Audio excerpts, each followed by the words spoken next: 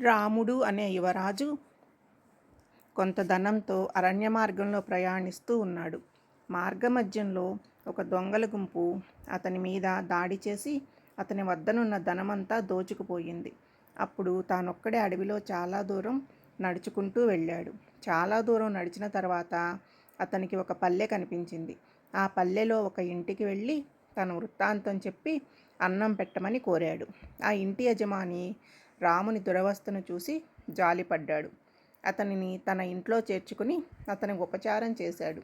అయితే ఆ ఇంటి యజమాని ఒక దొంగల ముఠా నాయకుడు. అందరూ దోచుకువచ్చిన సొమ్ము ఆయన పంచుతాడు. ఏ రోజు ఏ మార్గంలో వెళ్ళాలో, ఏ ఊరు దోచుకోవాలో ఆయన చక్కగా నేర్పుతూ ఉండేవాడు. స్వతహాగా తెలివితేటలు కలిగినవాడు కావడంతో ఆ మెళకువలన్నీ ఇట్టే నేర్చుకున్నాడు రాముడు. రాముడు కూడా దొంగల ముఠాతో బయలుదేరి ఎంతో ధనం దోచుకుని వచ్చేవాడు.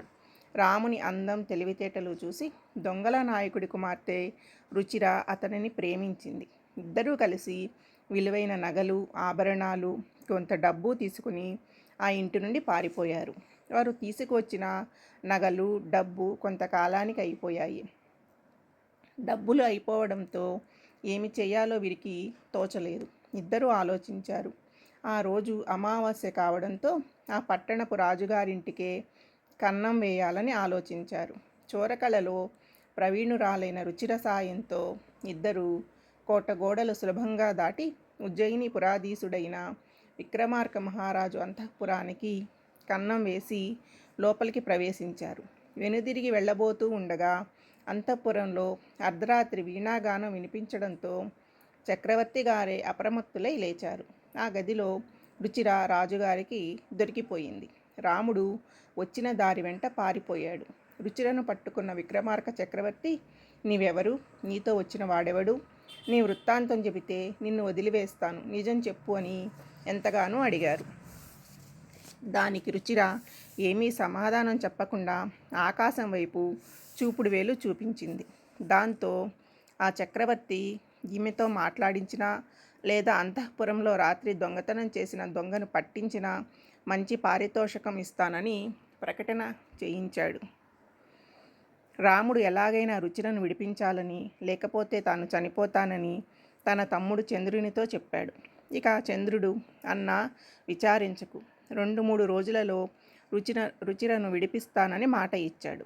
మరునాడు చంద్రుడు విక్రమార్కుని ఆస్థానానికి వెళ్ళి రుచిరను చూశాడు. ఆమె నిజంగా అసాధారణ సౌందర్యవతి. అనంతరం చక్రవర్తితో, రాజా, నేను ఈమెను మాట్లాడిస్తాను, పారితోషికం ఏమి ఇస్తారు అని అడిగాడు. దానికి రాజు, నీవు ఏం కోరితే అది ఇస్తాను అన్నాడు.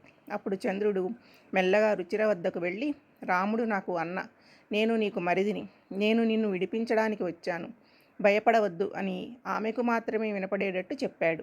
ఆ తరువాత రాజుగారితో, మీరేం అడుగుతారో అడగండి అన్నాడు. నువ్వెవరివి అని రాజు రుచిరను అడిగాడు. ఆడదాన్ని అని రుచిర సమాధానం ఇచ్చింది. ఎవరి కూతురివి అని రాజు అడిగాడు. జనకుని కూతురిని అని పలికింది. ఎవరి భార్యవు అదైనా చెప్పు అని ప్రశ్నించాడు. జగదభిరాముని భార్యను అని జవాబిచ్చింది రుచిర. రుచిర ఇచ్చిన జవాబులను బట్టి ఆమె తెలివైందని తెలుసుకున్నాడు రాజు. రాజా, నేను ఆమెను మాట్లాడించాను, మరి నా కోరిక తీరిస్తే నేను వెళ్ళిపోతాను అన్నాడు చంద్రుడు.